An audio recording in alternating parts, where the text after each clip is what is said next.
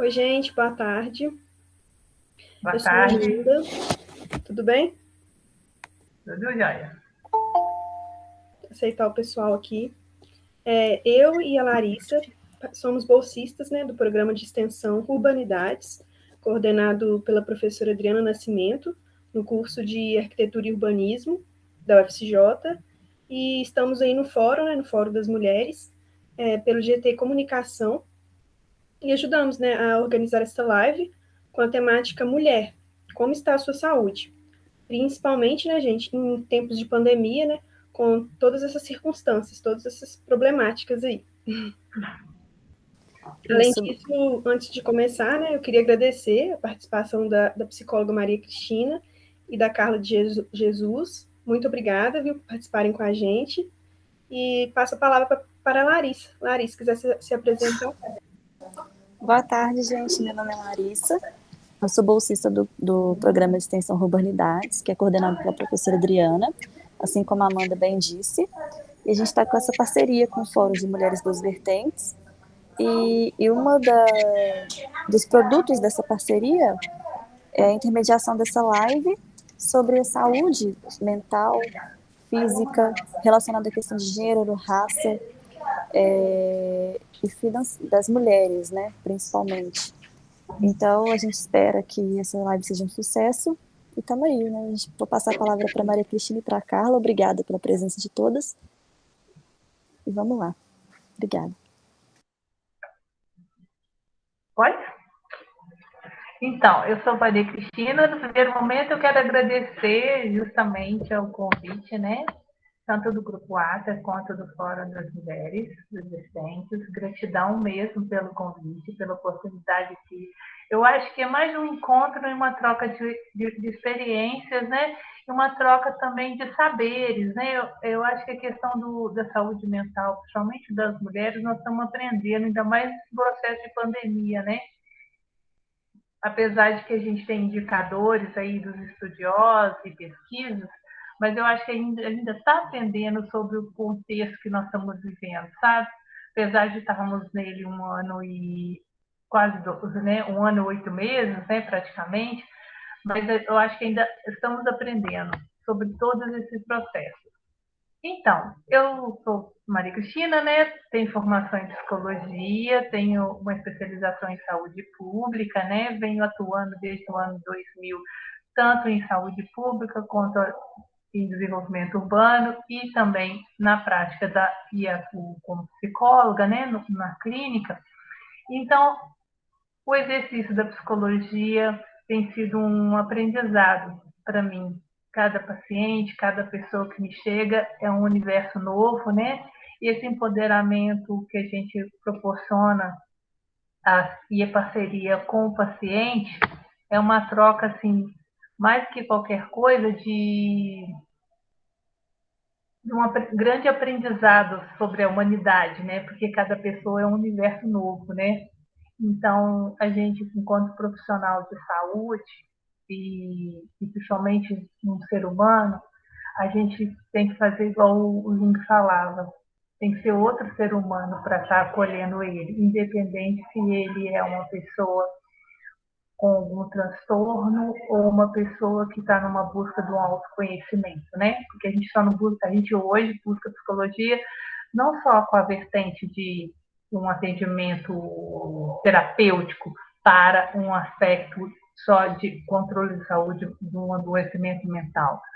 Também uma busca da saúde, da prevenção. A psicologia está aqui para o acolhimento das pessoas, para elas se autoconhecerem, para elas justamente estarem melhor enquanto seres humanos no mundo. Então, nós temos essa prática também, né? De estar ajudando a melhorar com isso a humanidade, né? Porque uma pessoa de bem com a vida, ela está melhor no mundo, atuando, né? Sendo ela melhor ela mesma, né? Então é isso. Prazer, gratidão pelo convite. Então, gente, boa noite. Meu nome é Carla, estou aqui apreciando as palavras da Maria Cristina. Queria começar também agradecendo, né, as mulheres do fórum primeiramente ao grupo, né, esse grupo tão potente que a gente tem com várias instituições, né, envolvidas nesse ambiente. E segundo, agradecer o pessoal do ATA, né, também, e agradecer a Kaline, que é minha companheira no Musa, uma das companheiras da organização do Musa, né, que foi quem me indicou, sabe? A gente agradece, tá, Kaline? E sou formada em psicologia, né? Tenho formação em psicologia pela UFSJ. No momento, estou pós-graduanda pelo Instituto Federal de São João del Rei, pelo IFE, Sudeste aqui de São João, pós-graduando em qualidade de vida nas organizações, né? Aí a gente pensa até com relação, muito motivo pelo qual o tema dessa live, né, saúde mental, dessa conversa, e a gente consegue fazer um paralelo muito grande, uma ligação com a qualidade de vida, né, principalmente com essa fala aí da Maria Cristina, como que a gente pensa na qualidade de vida de uma pessoa ou de determinada parcela da população, se a gente não pensa na saúde mental, né? Como eu agradeci a Kaline, estou à frente, né? Sou uma das coordenadoras do Musa, um projeto que existe em Tiradentes, chama Mulheres Sonhando Alto, sou psicóloga e uma das coordenadoras, estou aí junto com a Kaline, com a Lide, com a Marina, né, que são mulheres que a gente cuida do projeto e a gente cuida da gente também, né, sempre uma das outras, olhando muito para as nossas particularidades e vendo como a gente se constitui nesse conjunto, né, e é isso. Vamos lá.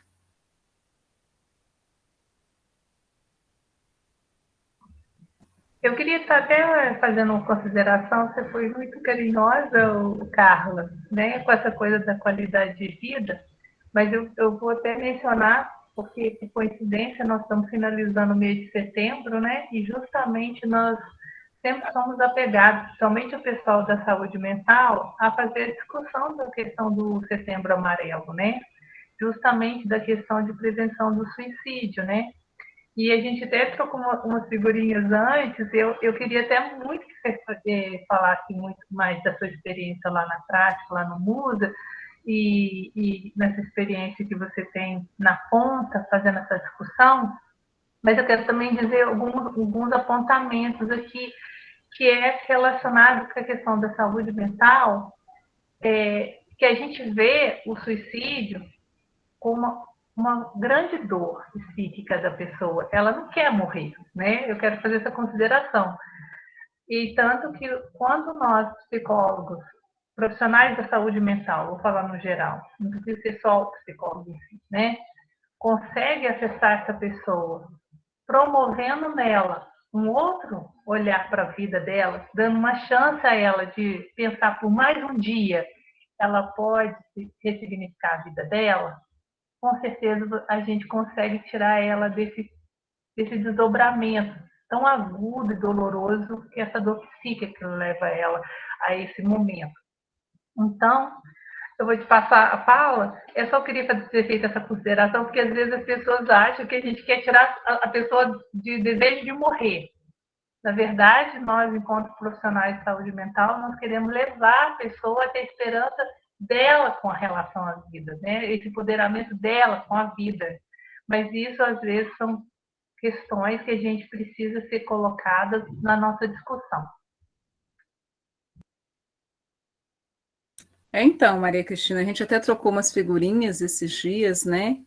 É um mês muito cansativo, pelo menos para mim, Carla, enquanto profissional da psicologia, porque foi um mês aí de vir quase todos os finais de semana participando de live, roda de conversa, mesa, sobre o Setembro Amarelo. Disse na nossa figurinha, né? Não gosto, entendeu? É um tema realmente que, não do tema, né? Eu vejo um tema muito necessário, eu creio que a gente tem que falar sim, né? Ontem, inclusive, eu fiz uma roda de conversa de 3 horas só falando a respeito do Setembro Amarelo, né? Só que eu vejo, né? A gente vê algumas algumas lacunas, né? Até porque é mais fácil também a gente falar de determinado assunto somente em uma época do ano. É como se essa situação, é como se as pessoas não se suicidassem fora do mês de setembro, tá? Então, assim, a gente pega estatísticas nacionais, né? E a gente pega estatísticas mundiais, onde o suicídio é a segunda maior causa de morte de pessoas no mundo. A gente tem aí em torno de 800 mil pessoas que se suicidam no mundo, né, por ano, e o Brasil ele está em 8º lugar nesse ranking, né, se a gente pode colocar essa palavra. Ah, mas a Carla trouxe. Não, isso não é uma pesquisa minha, né? Isso são dados da Organização Mundial de Saúde, né? E então eu acredito que a gente conversar sobre o suicídio, aí a gente pensa, né? Ah, mas o que tem a ver? Tem a diferença do suicídio para o homem, do suicídio para a mulher? Existe, né? É sabido, né? Tem levantamentos que trazem que o homem, quando ele resolve cometer o suicídio, né? Ou o ato que alguma situação que leva ele a cometer o ato, porque às vezes não é nenhuma resolução, muitas das vezes não é uma resolução, né? Ele tenta uma vez e consegue. Aí, quando eu estava lendo essa pesquisa, que é uma pesquisa da Unesp, né, de 2012, 2013, acredito eu, que ela trouxe que as mulheres, né, elas se suicidam mais do que os homens, tem esse paralelo, só que a grande diferença é que enquanto o homem tenta uma vez e consegue, a mulher tenta uma vez, aí não tem êxito. Tenta 2 vezes, não tem êxito. Tenta 3 vezes, não tem êxito. Tenta 4 vezes, aí pode ser que ela tenha êxito. Entendeu? Aí a gente pega alguns fatores que são ligados. Eu vou só tentar fazer um paralelo para poder responder essa pergunta sua. A gente pega alguns fatores que são ligados, né, a esse índice de suicídio feminino, principalmente ou masculino, né? A qualidade de vida. Quanto menor a qualidade de vida dessa pessoa, maior chance ela tem de estar cometendo suicídio, né? Aí a gente pensa, a qualidade de vida tem a ver com fator econômico? Tem e não tem, nem sempre tem, né? Aí vem a fala da Maria Cristina, é bacana a pessoa ter esse autoconhecimento, acho muito legal o pessoal não estar procurando a clínica só para tratar transtornos, né? Buscando realmente esse autoconhecimento, a gente quer encontrar pessoas felizes na clínica que cheguem rindo para a gente também. Eu acho isso importante até para a saúde mental da gente, ainda mais em tempos de pandemia, né? E só que, por exemplo, você pega uma pessoa que tem uma qualidade, uma condição financeira mais elevada e muitas vezes ela não tem uma qualidade de vida no nível psíquico falando, mentalmente colocando, né? Ou seja, tem uma ligação com a outra, mas também não tem. Pessoas periféricas, o número de suicídio é maior em pessoas negras, principalmente no Brasil, né? Eu acredito que deve ser porque a nossa população, eu acho que o pessoal talvez não olhe para o lado, mas não percebeu que é um país de preto mesmo, né? Tem gente que se denomina moreno, eu sou moreno, não, você é preto. A gente tem que saber fazer essa questão, né? E agora, no Setembro Amarelo, acaba que pelo o dia do suicídio ser relembrado no dia 10 de setembro, né? Foi-se colocada essa campanha do Setembro Amarelo. Tem também o Ed, não lembro o sobrenome do Ed, não, na verdade o sobrenome dele é Ed, tem um nome dele, que foi o menino, né, que se suicidou dentro do Mustang amarelo, lá no Colorado, isso em 1997, ele tinha 17 anos, e foi aí que surgiu essa campanha do Setembro Amarelo, né, com o enterro dele, a mãe distribuindo fitinhas amarelas e pedindo para que as pessoas, se tivessem um sofrimento mental, não chegassem a esse ápice, pedissem ajuda antes, porque no caso dele foi diagnosticado pós-morte, não foi um diagnóstico precoce, né? Aí você perguntou do Musa, não foi isso? Isso. Mas eu vou até aproveitar, só um momentinho. vamos aproveitar que você falou num ponto que eu acho fundamental, que acho que a gente precisa falar aqui, que é justamente dessa questão dos sinais e sintomas, né? Justamente você colocou aí dos jovens, principalmente jovens negros, que realmente eles são os alvos, né? Talvez da conjuntura social e econômica que os pressione e não tenha perspectiva de vida, isso é realmente um dos indicadores que leva ao suicídio, né? Diante do quadro social. Mas eu acho assim super importante da gente lembrar que nós temos um outro lado, né? A assistência à saúde, como que ela está no país agora, né? Devido a esse justamente sucateamento do SUS, com baixa retirada de recursos e investimento, a gente se preocupa justamente com esse profissional de saúde mental, né? E mais principalmente também com os profissionais que estão na ponta, porque eles são cobrados lá na comunidade a dar essa assistência à saúde à população que eles abrangem, e normalmente esses profissionais às vezes não são qualificados, não porque eles não querem, porque muitas vezes eles não são capacitados para perceber e trabalhar com a sua população, né, que eles façam assistência, para saber orientar essa pessoa, essa família, né, no processo de acolhimento. Muitas vezes os próprios profissionais de saúde não conseguem assistir a uma família que tem um caso desse ou mais de um caso, né? Porque tem, às vezes, famílias que têm mais de um caso, né? Então, a gente está chamando a atenção para justamente, eu acho que esse fator social, acho que você trouxe super bem, na hora que lembrou.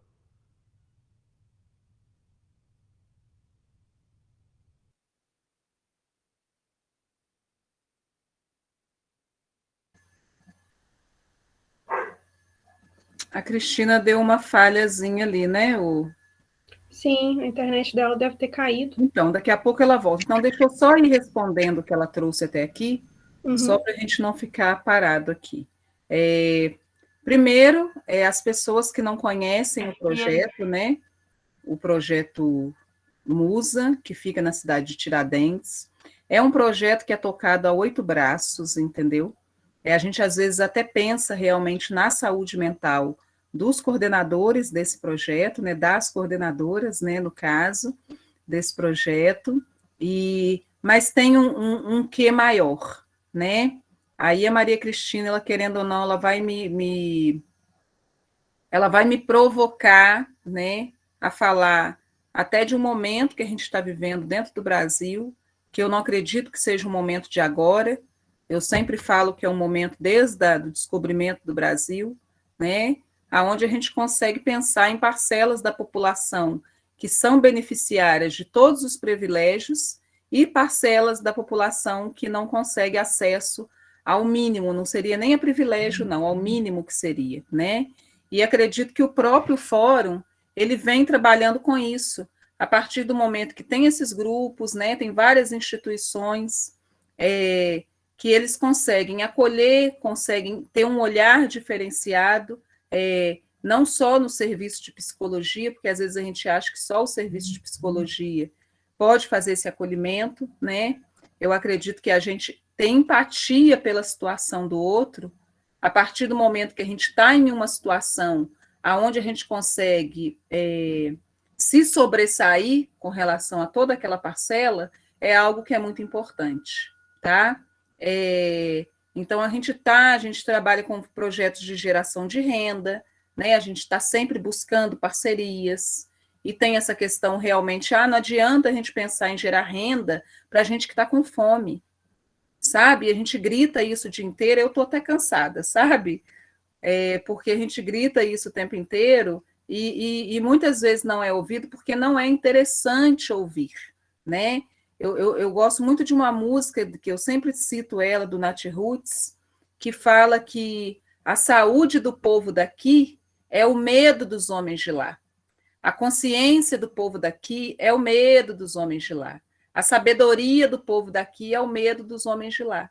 Então, existe todo um processo, existe todo um governo, existe toda uma escala, justamente para fazer essa população menos favorecida, né, em todos os quesitos, ser uma população ignorante, ser uma população que não tenha consciência da sua posição, dos seus direitos, né? E a gente começa nisso pela saúde, sabe? Eu não tenho como falar de saúde mental e pensar na saúde mental de uma população se eu lido com uma população que não tem o mínimo. É o básico, assim, a gente para pensar, né? Aí a Maria trouxe, eu devia ter anotado um pouco dos pontos que ela trouxe, que foi muita coisa. Mas ela vai me intervindo aí, porque eu não vou lembrar de tudo. E a gente trabalhar com essa... por que dessa porcentagem, por exemplo, de negros, né, que cometem suicídio? Deve ser porque a mesma porcentagem de negro que é morto pela polícia, né? Deve ser porque é a mesma porcentagem de negro que está no sistema penitenciário, entendeu? Se a gente for pegar o paralelo, deve ser a mesma porcentagem de negras que morrem com abortos clandestinos, né? Simplesmente porque não tem esse amparo da saúde para realizar um aborto. Deve ser também a mesma porcentagem das mulheres negras que hoje em dia, e historicamente no nosso país, a gente não pode falar hoje em dia, né? Vêm sendo chefes de família, e aí sustentando, eu vejo toda uma cadeia, sabe? A gente tem casos assim, de mulheres que não tinham um transtorno mental pré-estabelecido, né?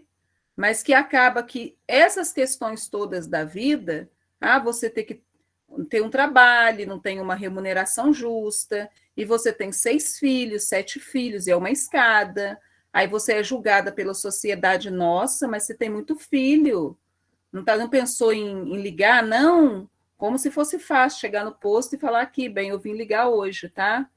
E a mulher tem os seus desejos também, tem a sua vida, né? Ela é uma pessoa além de ser mãe. Então, você vê que todos esses é o desemprego, né? É a subnutrição, são as submoradias. Realmente, a pessoa não ter uma perspectiva de mudança dentro daquele social onde ela vive, eu acredito que são fatores muito interligados para chegar ao ato do cometer o suicídio.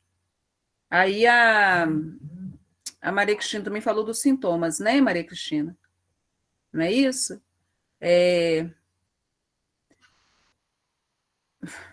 Existem sintomas.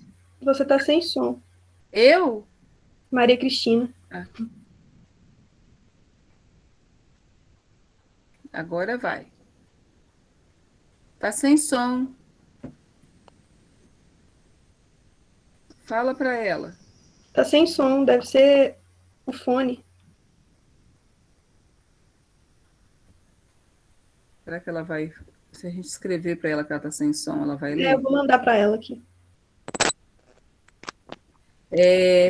A gente chega até no acesso, né? A gente pensa em toda essa questão de gênero, né, e raça, e condição de classe social e fatores sociais. A gente chega no acesso. Qual é o acesso? Existe uma atenção à saúde? Existe dentro daquele município? E qual é o acesso que a população tem a essa atenção? Você pensa numa pessoa que adoece porque não tem o fator comida dentro de casa. Existe um lugar de fácil acesso dentro daquele município, onde ela não tem que ficar horas debaixo de muitas vezes debaixo de sol, né? E numa fila para pegar uma senha para talvez um dia, mês que vem, ganhar uma cesta básica. Isso tudo é prevenção ao suicídio. Porque a gente não sabe como a pessoa pode sair dali naquela hora, o que está acontecendo com ela por trás daquilo. Isso. A gente não estava te ouvindo. Melhorou agora?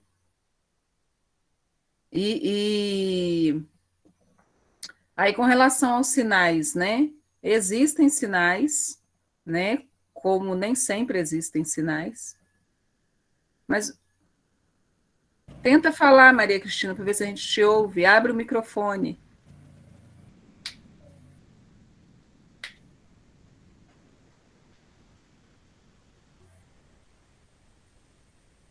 Não estamos te ouvindo. Mas temos uma pergunta aqui. Talvez ela tenha que tirar o fone, né? Eu mandei mensagem para ela aqui. Uhum.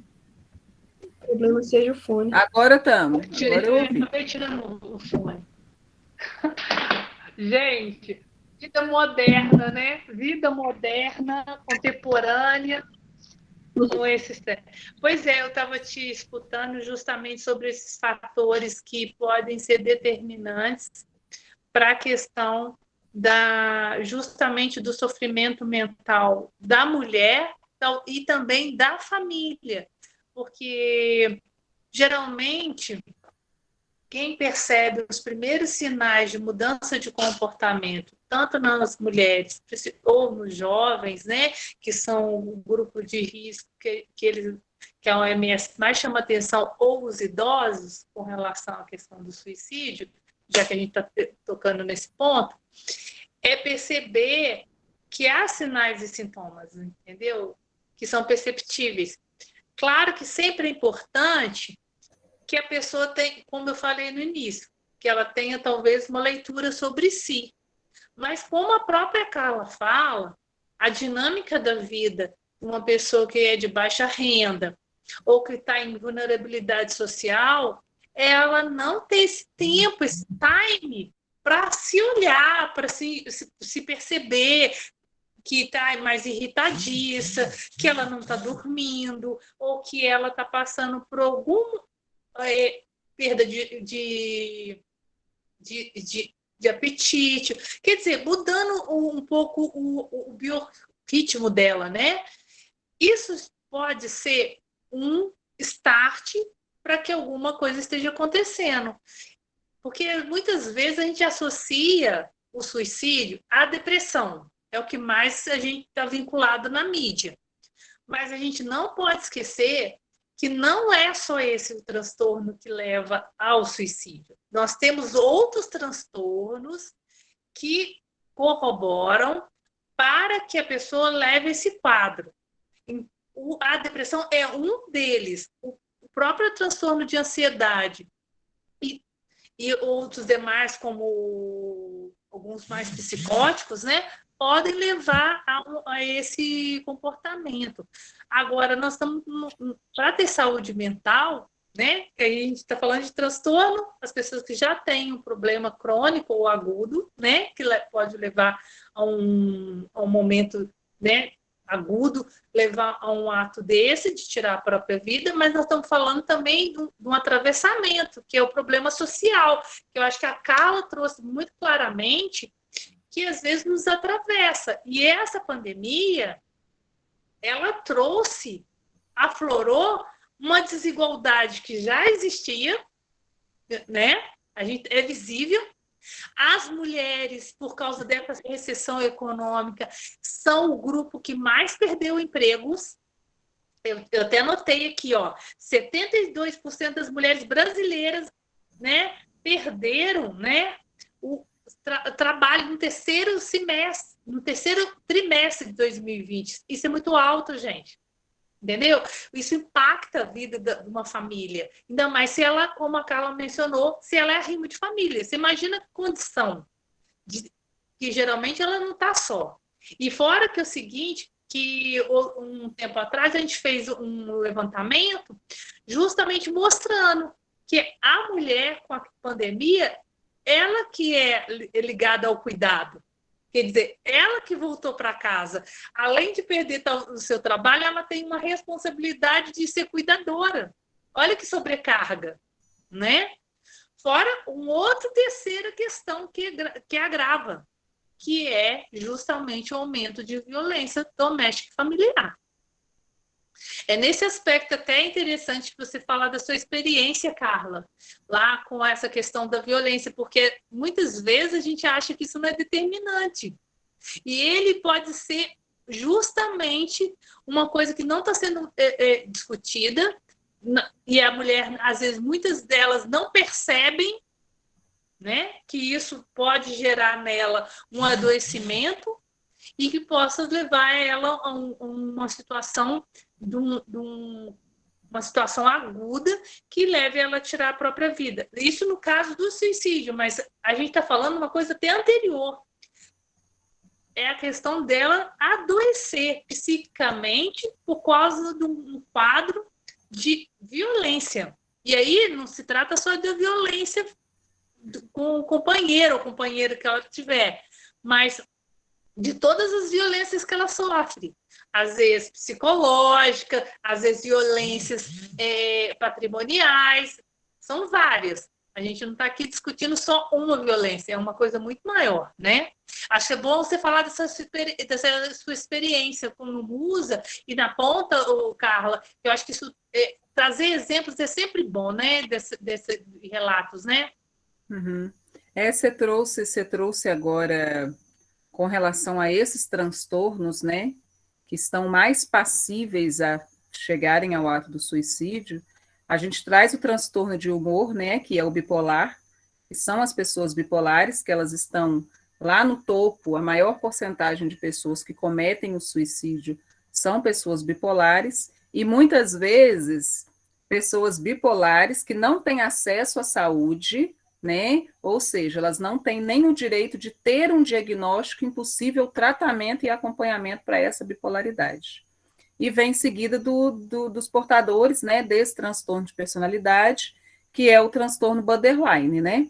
São os dois que estão lá no topo e são transtornos que acometem, em sua maioria, mulheres. Também eu li uma pesquisa falando esses dias a respeito, devia até ter trazido a referência.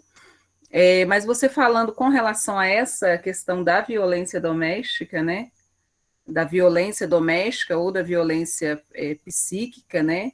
Eu vejo que agora tem essa violência, a gente tem que dar um outro nome, que seria violência estomacal, né? Se existe, se a gente pode inventar um nome para uma violência, né? Onde uma pessoa não tem um subsídio que ela consiga ter um gás com dignidade, que ela consiga ter uma comida com dignidade, né?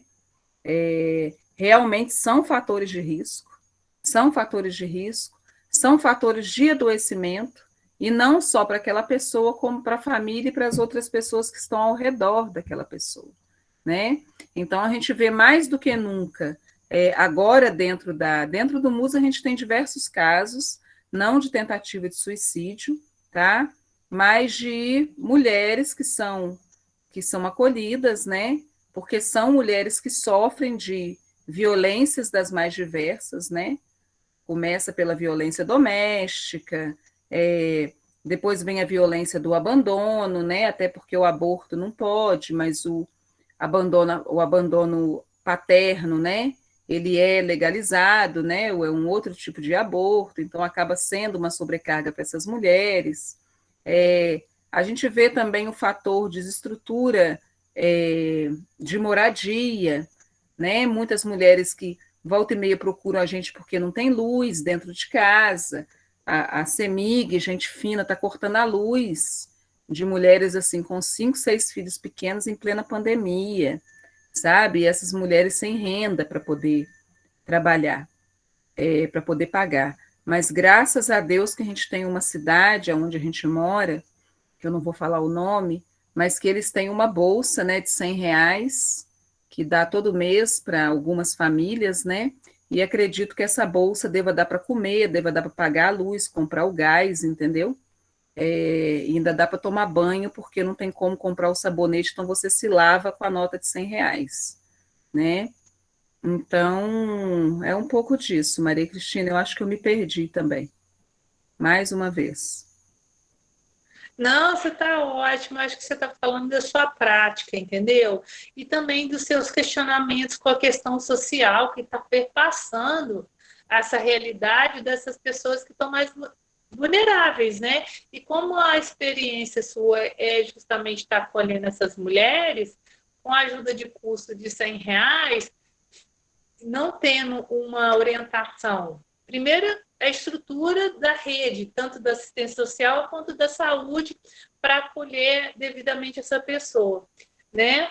E aí a gente está falando justamente de ter subsídio e benefícios que acolham essa pessoa para ter um mínimo de qualidade de vida, né? Mínimo, eu estou falando do mínimo, né? Não, e você falando da estrutura da rede da saúde, é uma estrutura que sucateia o profissional de saúde, né? Não falo só aqui, a gente fala isso, acaba falando no parâmetro nacional, né? São pouquíssimos os lugares que você consegue perceber que não existe esse sucateamento de todas as áreas, né? Que estão ali os profissionais da enfermagem, assistência assistente social, né, que muitas vezes está dentro do posto de saúde também, psicólogo, né, e tudo mais, enfermeiros, e então, assim, não existe uma possibilidade de ter um acompanhamento, porque são filas de espera muito grandes, com mais de 200 pessoas nessas filas de espera, entendeu? Aonde a gente acredita que esse profissional vai fazer... quando era criança, eu gostava muito daquele desenho do... Como que chama? Eu sou a She-Ra. Como que é aquele desenho? She-Ra, né? Tem o He-Man e tinha She-Ra. E meu sonho era... Eu não sei se eu queria ser branca, não, mas que eu queria ter aquele cabelo louro da She-Ra, eu sempre quis, entendeu? E eu achava a She-Ra maravilhosa.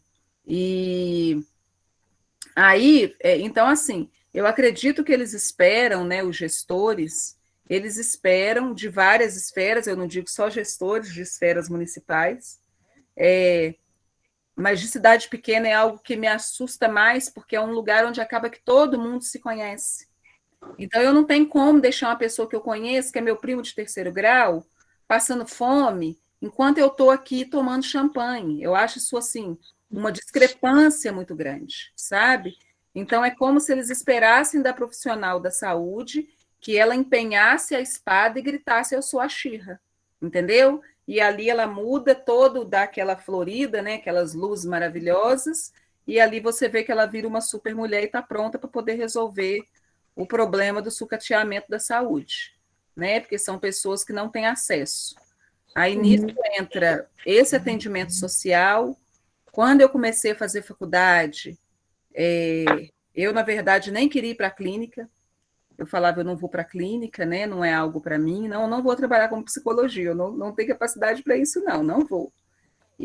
Mas acabei me descobrindo dentro dessa psicologia de acolhimento social, porque eu vejo que a nossa prática enquanto psicóloga, a nossa profissão, isso eu falei uma vez, eu acho que no 4º, 5º período da faculdade, observando, né? Eu vejo uma prática excludente, porque acaba que muitas vezes só tem acesso ao consultório, agora online está tendo mais uma flexibilidade nesses valores, né? A gente tem até valores duríssimos que o CRP acaba querendo que a gente siga, eu não sei nem se tem como seguir aquilo ali, né? Até queria, viu, Cristina? Eu ia ficar bem feliz. Mas eu vejo que a clínica, ela acaba sendo excludente. Primeiro, não toda clínica, né? Mas a maioria delas, porque não é uma coisa acessivelmente no ponto de vista financeiro. E a realidade do nosso país, ela não pode ser levada, principalmente a realidade do nosso lugar que a gente vive, né, da nossa região, ela não pode ser levada simplesmente por 20%, 10% de pessoas que retêm uma maior condição financeira. Você entende? Então, quando eu me formei, eu falei, não, é isso que eu quero fazer. Eu vou trabalhar em projeto social, eu vou trabalhar em ONG, porque eu vou trabalhar, vou ali para o Senhor dos Montes, sentar numa pedra e conversar com alguém de vez em quando, entendeu? Porque eu acredito que a gente tem que sair também um pouco desse nosso lugar e ir atrás de onde estão as pessoas que nesse momento estão sem essa saúde mental, ou talvez nunca tiveram, né?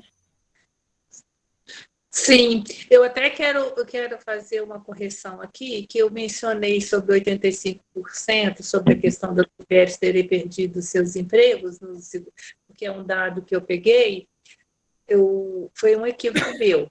São 8,5 milhões de brasileiras ficaram fora do mercado de trabalho no 3º trimestre. entendeu? Eu alterei aqui o porcentagem por milhões, entendeu?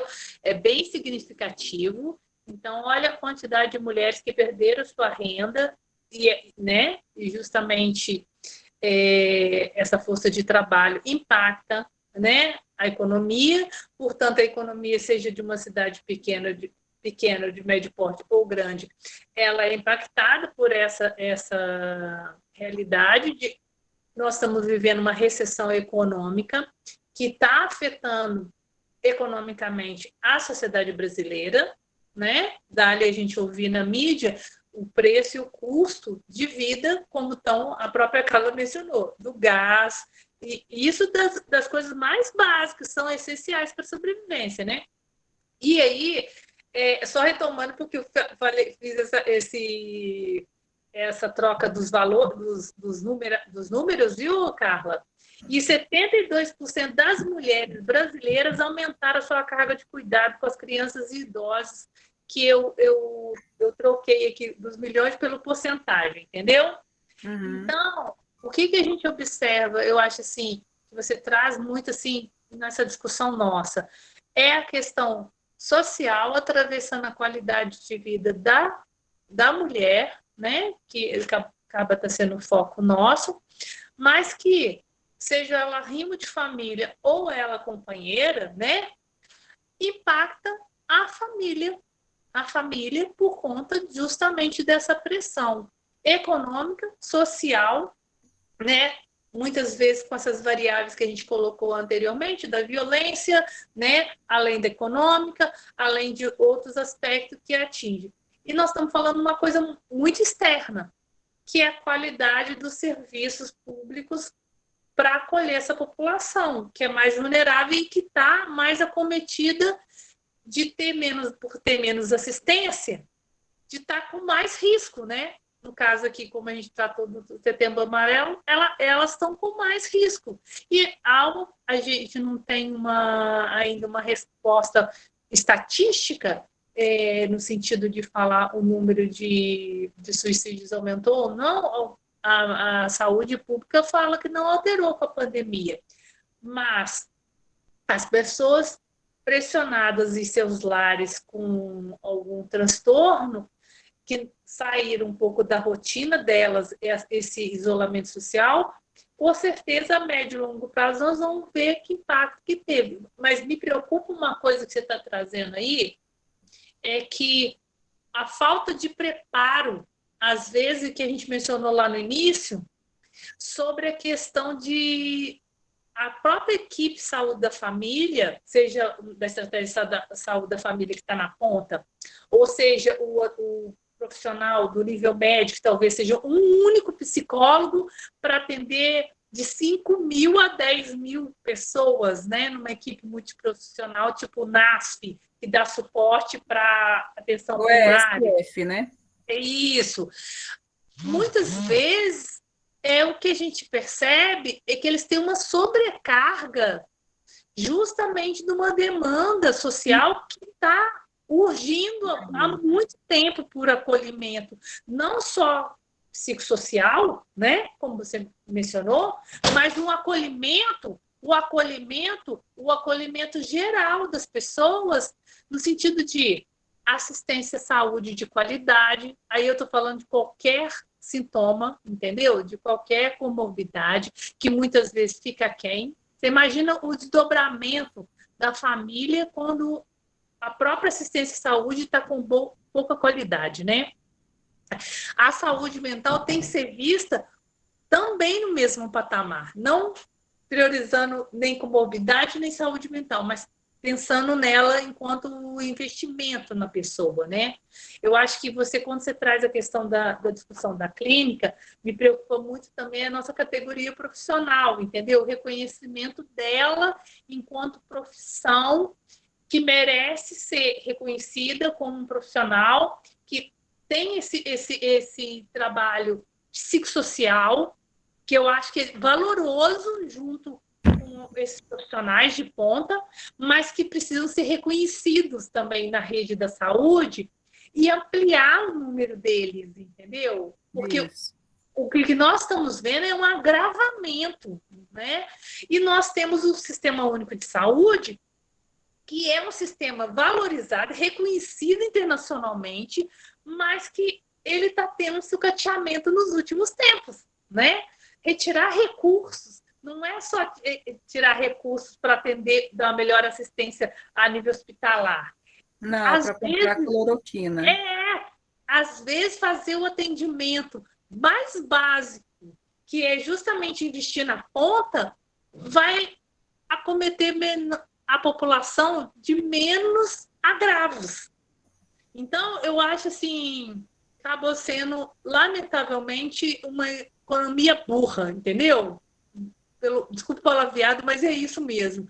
Porque se você investe em prevenção, ou melhor, em promoção de saúde, você consegue acolher melhor a população e ela estando melhor assistida, ela não vai alcançar os níveis superiores do serviço de saúde, que são os mais caros. Mas isso nós estamos trazendo aqui, que a discussão não passa só por essa melhoria na assistência à saúde, mas na assistência social, como nas demais políticas né, que temos no município. E aí, eu acho que eu só queria realçar que nós, por causa dessas deficiências do poder público, nós também temos ONGs que estão dando suporte. O próprio Fórum das Mulheres, que é uma organização de coletivos, tem dado assistência ao número significativo de mulheres em quase 100 famílias por conta de uma lacuna do poder público e também esse desdobramento da própria pandemia, porque elas perderam emprego, porque elas perderam justamente sua fonte de renda, diminuiu justamente a questão de acesso à assistência social. Então, isso tudo é adoecimento, né, Carla? Tudo isso é adoecimento. Você vê que a realidade, seja de São João del Rei, seja de Tiradentes ou os municípios em torno, quase que são similares. E com certeza está nos grandes centros também. Só que com outro Cristina, tipo de... deixa eu só fazer um paralelo aqui rapidinho. Fala. Mas você trouxe agora, por exemplo, que o Fórum é um coletivo de várias instituições, né? Inclusive estamos no Fórum, e é um coletivo que vem atendendo ao longo dessa pandemia em torno de 100 famílias, tá? Só que isso você pega no parâmetro de São João del Rei. Você imagina, São João tem 100 mil habitantes? Quantos mil habitantes tem São João? 100 mil? Se você contar a população flutuante, é em torno de 100 mil. 100 mil. Tá. Agora você imagina o Musa, que somos 4 mulheres, que a gente agora deu uma parada, até porque a gente não está tendo ações, né? A gente está procurando realmente parcerias para que a gente tenha ações agora. Mas a gente veio atendendo nessa pandemia, até agora, 2 meses atrás, 1 mês atrás, 1 mês e pouco atrás, 80 famílias. Isso dentro da cidade de Tiradentes, que não tem 8 mil habitantes. É muito grande. Você entendeu? Então, você vê assim, uma desigualdade muito grande. Né? Mas, assim, você falando com relação a essa questão do profissional da saúde, né?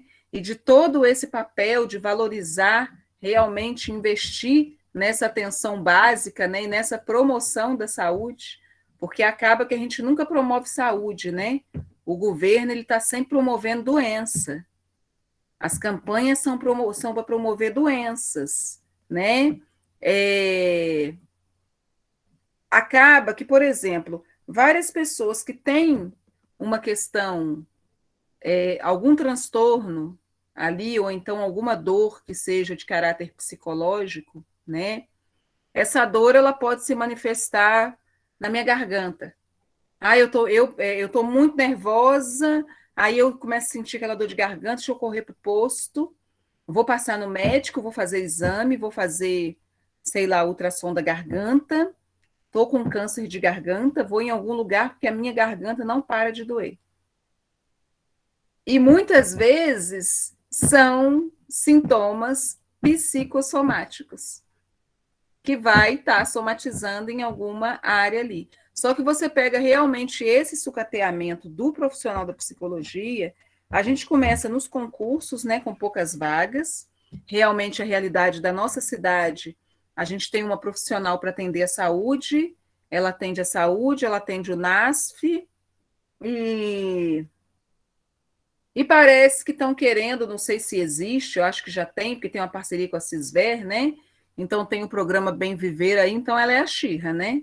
É a Xirra, aí a gente tem um psicólogo no CRAS, um CRAS só para Tiradentes, entendeu? É um CRAS. E fica feliz, porque podia nem ter esse, né? Então acaba que, por exemplo, como que você trabalha na saúde e, ao mesmo tempo, você trabalha no NASF. Eu até ia ligar para um professor meu esses dias, porque foi uma coisa que me deixou muito intrigada, sabe? Falei, como que a pessoa faz? Ela dorme, ela come? Tem que trazer aquelas matérias do Globo Repórter, né? Do que esse profissional vive, como que ele faz, né? Porque é realmente uma sobrecarga muito grande. Poucos profissionais. Quando abre também um concurso, um processo seletivo, você vê que não tem uma valorização do psicólogo. A gente consegue fazer uma comparação muito grande, até salarial, e tempo de trabalho, né, horas trabalhadas, do profissional da psicologia, profissional da medicina. É como realmente se a nossa profissão valesse menos, entendeu? Não sei se seria muito isso, né? Mas dentro desse contexto de pandemia, a gente viu várias situações que foram agravadas, né? Acredito que muitas situações que já existiam antes. Você tocou nessa questão da violência doméstica, né? A gente pensar numa mulher, aí eu vou falar na violência física, tá? Mas pode ser na violência psicológica também. Você pensar em uma mulher que vivia com o agressor, só que graças a Deus que meu marido é pedreiro, ele trabalha, então ele sai 4 horas da manhã para trabalhar, ele volta só às 6 horas da tarde.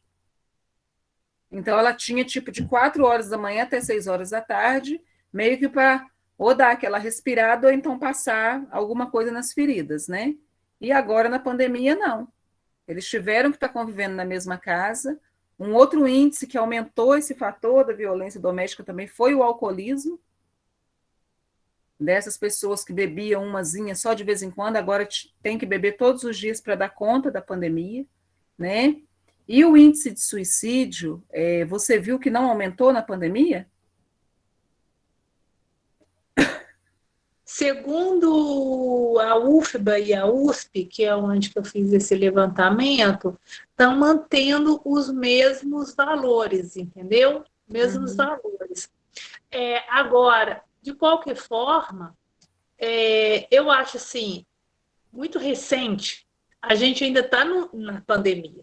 Eu acho que estudos virão. Eu acho assim, porque como eles pegam esses resultados a partir das causas mortes, como elas são sinalizadas no SIM, né, no Sistema de Informação de Mortalidade, eu fico pensando assim, a médio e longo prazo seria mais adequado ter essas avaliações. Mas como elas são instituições respeitadíssimas, que fazem esse acompanhamento, a UFBA e a USP têm centros de pesquisa justamente nessa questão do suicídio, né? Então, eu estou considerando que eles estão acompanhando essa questão, mas eles sinalizam que, de qualquer forma, houve um aumento de suicídio entre jovens, principalmente negros, como você mesmo mencionou, né, jovens, e também para a gente ter muita atenção com os idosos, por causa justamente da perda deles de questão da produtividade, a tendência deles ficarem mais expostos e também por questões emocionais e também, às vezes, de vínculos familiares, né, que desatam, eles entrarem num processo de adoecimento e entrar no processo de adoecimento e parecer aflorar um processo depressivo que leve a eles a cometer o suicídio. Isso, fora o que a gente já mencionou, né? O suicídio é um das coisas que agravam. Mas não é esse o agravo só. Nós temos um adoecimento aí que perpassa por vários transtornos, né? Você trouxe até a somatização, que também acaba virando uma situação justamente de adoecimento psicossomático e cria comorbidades. E aí não é mais velada a questão do adoecimento mental, porque, na verdade, ele passa por uma comorbidade, né? E aí, enfim, eu sei que a gente está num momento muito crucial, que a gente deve se pensar muito como que os atores políticos agora, né, que estão aí como gestores no executivo, têm que pensar estratégias para tentar dar uma melhor assistência à população, mas a população também está ciente dos caminhos que ela tem que buscar, né? Muitas vezes, igual você mencionou, às vezes a gente não tem os profissionais de saúde, mas muitas vezes a população também nem sabe onde buscar, né? Uhum. Então, é só para me relatar aqui, que é importante a população ter ciência, se ela não tiver, claro, né, uma renda que permita ela ter um acolhimento, seja por convênio privado, é importante que o serviço de saúde ele não só esteja preparado para acolher essa família ou essa pessoa, mas também encaminhar ela para o núcleo de saúde mental do seu município. Porque esses profissionais é que são qualificados para fazer o diagnóstico e orientar com a medicação. Eu tenho uma preocupação aqui, Carla, eu queria mencionar isso, porque eu vejo muitas mulheres, principalmente mulheres, recebendo medicamentos antidepressivos na atenção básica. No clínico geral. Eu Você não toma aqui mas não é muito medicamento, não, Maria Cristina. É o escitalopram. Entendi. O aumento das receitas de escitalopram. Esses dias, por exemplo, eu recebi uma menininha no consultório, 3 aninhos. Ah, não, quem me mandou para cá foi o psiquiatra. Aí eu falei, gente, mas como assim, né? Ela já está no psiquiatra? Ah, tá. Aí ela toma toma aquilo outro, mas por quê? Porque ela não fica quieta. As pessoas, assim, elas não têm esse direito a esse sofrimento quando chega ali, né? E as crianças também, elas não podem ficar não quietas. Elas estão dentro de uma pandemia, elas estão muitas vezes, nem todo mundo pode estar numa casa que tem um quintal, né? Tem criança que está dentro de uma kitnet, que está dentro do predinho, lá do Risoleta Neves, né? Tem criança que está dentro de um apartamento qualquer. E ela não pode pular, porque senão eu vou te levar ali no posto. Aí o médico passa para o psiquiatra, eu te dou um remédio, aí você fica quieta e eu consigo assistir minhas coisas.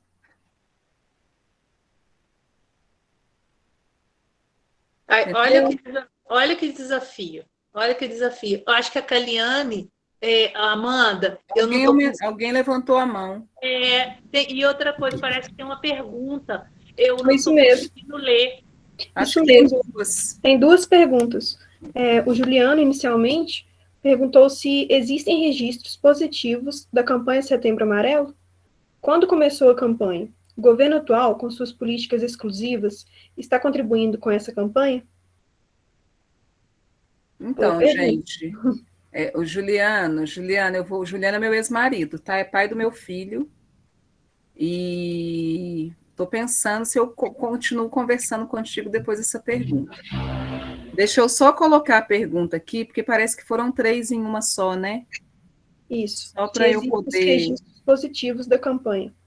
Ah, então, eu não tenho os dados, até se a Maria Cristina conseguir olhar os dados aí, eu não tenho os dados, né, desse registro, do número, mas como dados positivos, Juliano, o que eu posso trazer para você é que falar sobre o suicídio, né, acaba sendo um tabu. Existem pessoas que acreditam que falar sobre aumentem os casos, encorajem as pessoas. sendo que a gente tem outros fatores de encorajamento que não seja o falar, né? A gente acredita, dentro do sistema da saúde, que falar é um sistema de esclarecimento, é uma forma de troca, né? Uma forma de acolhimento, e é uma forma, assim, de também trazer a reflexão para essa pessoa que esteja, talvez, pensando em cometer o suicídio, tá? Quando começou a campanha, se não me falha a memória, se a Maria Cristina puder olhar também no Google aí, eu acho que foi 2015, não, foi antes, não foi? Por volta de... bem no... Olha, eu não tenho a data precisa, mas eu achei esse dado ontem, quer ver? Deixa eu procurar aqui. Foi... Tá. É porque eu só quero complementar a fala da Carla, que é a questão seguinte: o Setembro Amarelo, ele por si só é uma ação coletiva, e aí não depende de atores só políticos, são vários atores sociais trabalhando para fazer a discussão do suicídio enquanto problema de saúde pública, porque virou um problema de saúde pública mundial. A Carla mencionou bem no início a questão de estar entre a quarta morte, né? Segundo no Brasil, mas é quarta morte no mundo, principalmente de jovens. Qual que é a questão? A América, enquanto as outras partes do mundo diminuíram o suicídio, a América, onde nós estamos, aumentou em 19%. E aí, claro que não acomete só esses como a gente só mencionou, tem outras faixas etárias, mas principalmente jovens que estão entre os 20 a 29 anos, entendeu? Que justamente são as pessoas que estão começando a acessar o mercado de trabalho, e aí falta de perspectiva é um dos fatores gritantes, além dos transtornos que a gente relatou aqui na conversa. O que eu acho fundamental de valorizar o Setembro Amarelo, apesar de que a gente não tem, como a própria Carla mencionou, morte, o suicídio só em setembro, a não ser isso como uma prática de discussão para sensibilizar a população, porque o suicídio é tabu mesmo, a gente não lida bem ainda com isso, esse enfrentamento, né? Mas a gente precisa falar desse lugar, né? Dessa como os outros faltas de outras coisas que nós temos, falta econômica, né? Falta de saúde pública, falta de assistência social, a gente tem que falar disso, isso são fatores, né? Mas uma questão que tem que ser mencionada é que o Setembro Amarelo, isso eu acho um grande fator positivo, ele melhorou a articulação dos atores sociais, para que a gente tenha realmente um olhar positivo e mais proativo no sentido de minimizar. Eu acho que até atenuar os números de casos de suicídio, porque quando a gente fala do sintoma, né, da questão, a gente está discutindo, isso vem para a pauta, né? E aí se discute, eu acho que isso que é positivo, trazer isso a ser discutido. Isso eu vejo como uma coisa positiva. E a rede pública e também de organismos, que aí ONGs, que trabalham tipo o CCVV, que é reconhecido, ele tem um trabalho 24 horas e que acolhe pessoas que têm esse tipo de característica. Nem sempre é só para a pessoa que está pensando em suicídio, mas uma pessoa que esteja deprimida, triste. É importante que ela acesse, né? Se ela não tem essa rede de amparo de alguma natureza, que ela acesse o CCVV. O CCVV tem um serviço de 24 horas, ele é o 188, né? É 188, né? Que é o Centro de Valorização. 188, que atende as pessoas, mas em grandes centros, médio e grande centro, ele já está até assistindo as pessoas por chat e também por e-mail. E eles têm uma estatística muito bacana o Maria Cristina, que eles trazem, por exemplo, o tempo que a pessoa que está entre a iniciativa de cometer o suicídio, né? Ah, não, vai ser agora. E se aquela pessoa consegue ser acolhida ali e ligar para o 188, eles têm 15 minutos. Em 15 minutos, por exemplo, de 100 pessoas que ligam para lá, eles conseguem salvar, né? Vamos colocar entre aspas, 90. Entendeu? Então, é uma passagem de tempo muito importante, que são esses 15 minutos que a pessoa tem para não cometer o ato do suicídio. Tem uma pergunta aqui que o Juliano faz nas 3 perguntas dele, né? O governo atual, com suas políticas exclusivas, gostei do exclusivas entre aspas, está contribuindo com essa campanha? A gente não pode falar muita coisa. O que eu vejo do governo atual e das contribuições é que ele está contribuindo para que as pessoas morram ou se matem, né? Porque eu acredito que são menos pessoas até para poder se trabalhar com política pública, né? E a gente pensar em um governo que eu não tenho que olhar para preta, eu não tenho que olhar para pobre, se ela é mãe solteira é problema dela, entendeu? Eu acredito que a palavra desse governo, se ele fosse fazer um acolhimento para uma pessoa, né, que está acometida de algum transtorno ou de alguma situação na vida que pode levar ela ao suicídio, é justamente a mesma palavra do Covid: larga de ser marica, vira homem, entendeu? É muita hipocrisia, muita assim, covardia, sabe? Eu, sinceramente, não, com relação ao governo, eu não tenho nenhuma estatística positiva, né, para poder trazer com relação a essa contribuição. Mas eu acredito realmente que a contribuição seja exclusiva, entre aspas.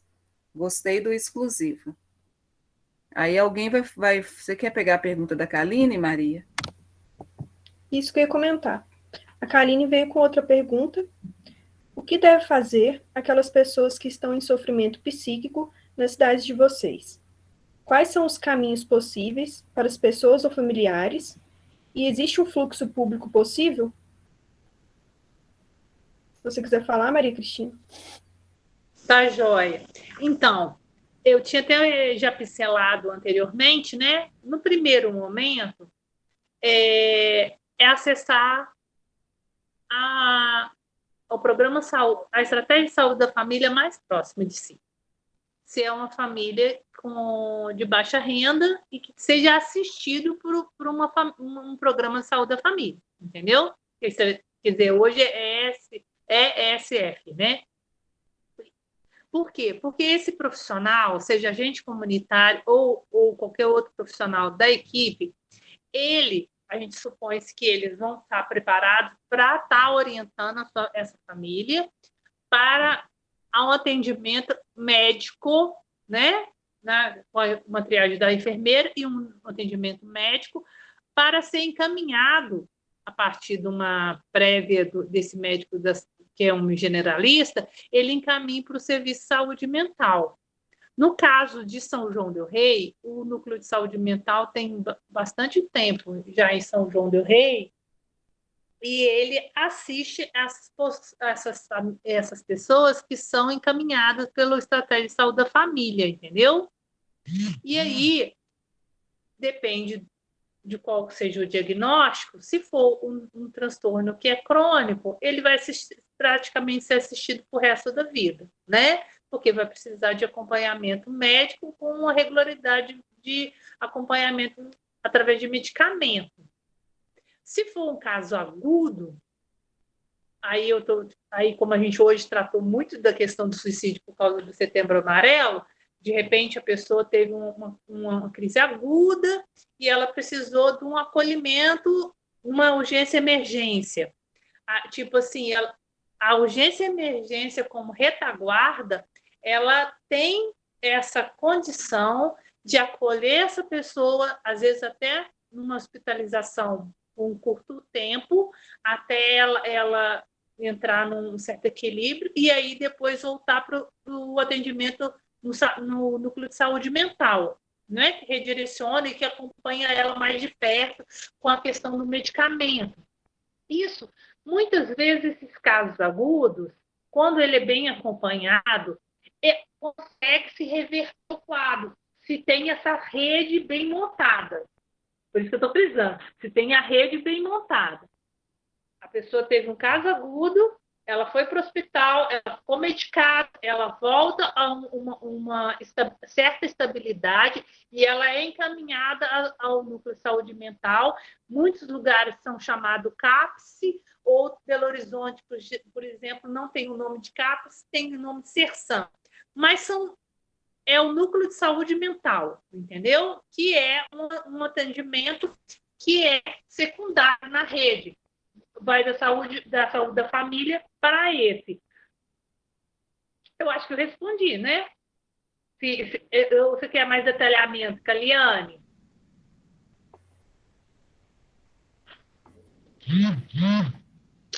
Beleza, prazer, viu?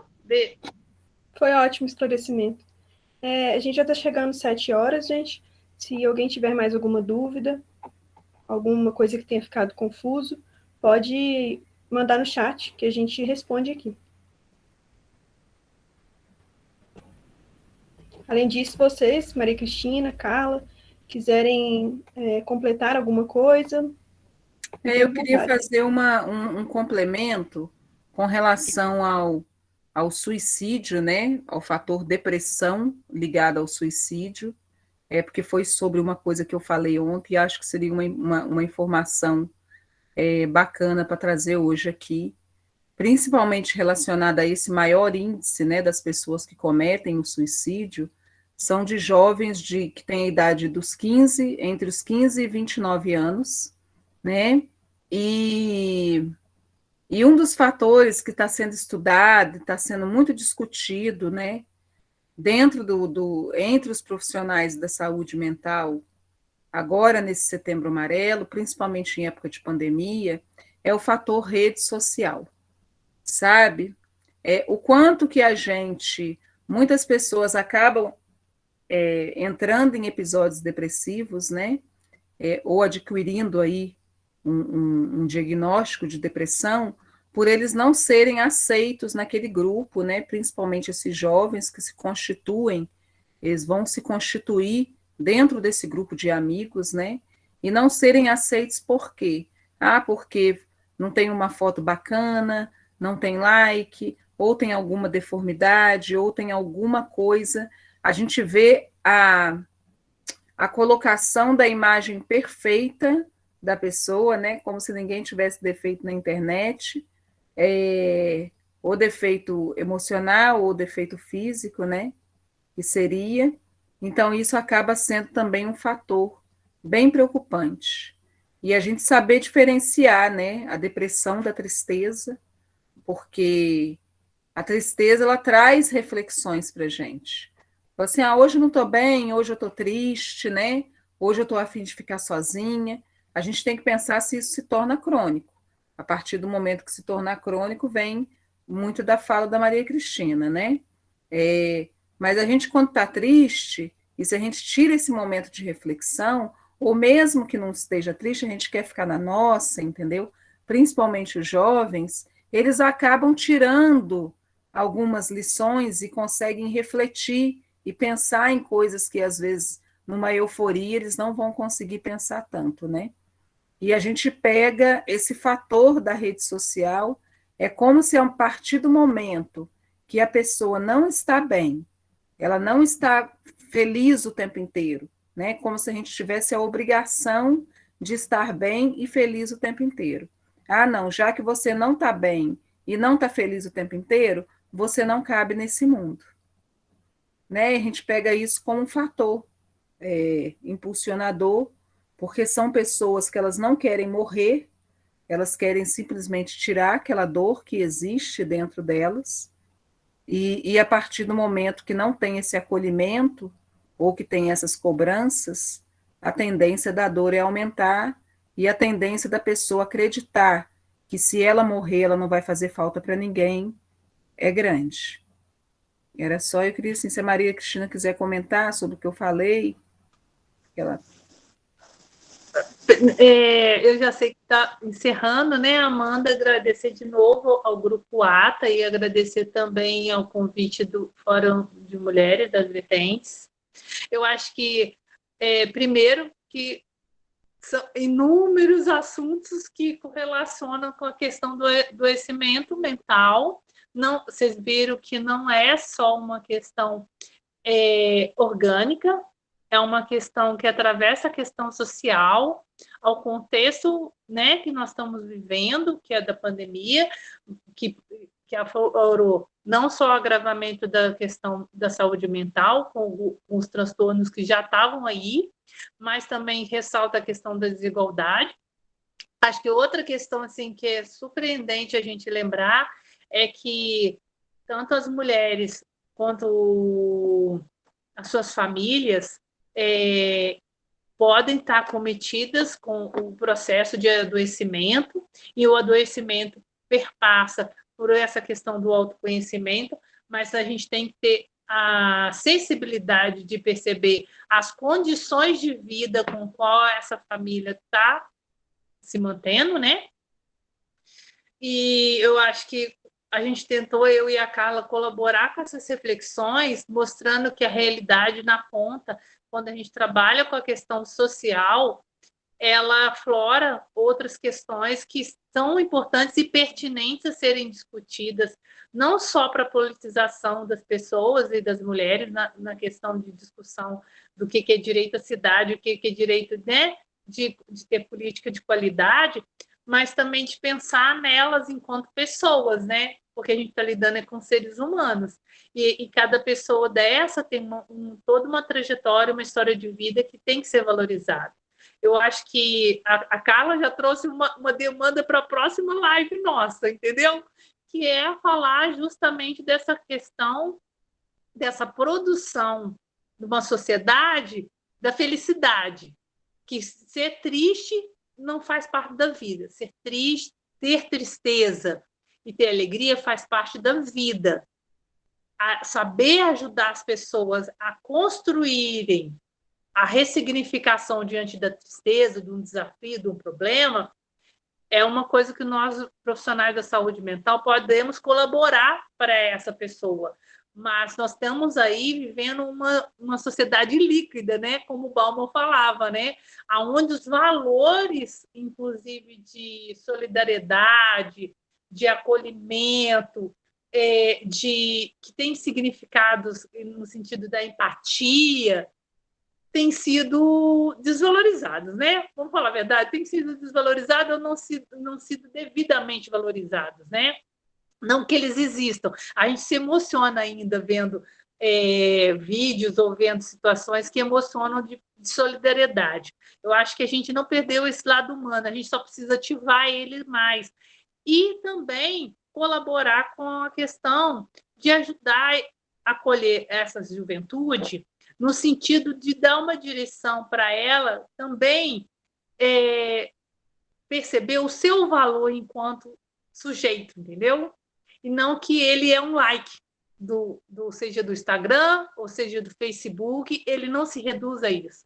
Ele é muito mais do que isso. Eu acho que a gente está aqui numa condição de pensar o ser humano como um ser integral, mas também de pensar que a gente, enquanto grupo aqui, de pessoas, né? Agradecer a Juliana, a Caliane com as questões, as pessoas que vão nos ouvir posteriormente, de que a vida vale a pena, não só por causa do Setembro Amarelo ou por causa de um projeto político, não, a vida vale a pena porque a gente é ser humano vinculado à questão social, mas a gente tem um projeto de vida que precisa ser impulsionado para a gente ter prazer com a vida, né?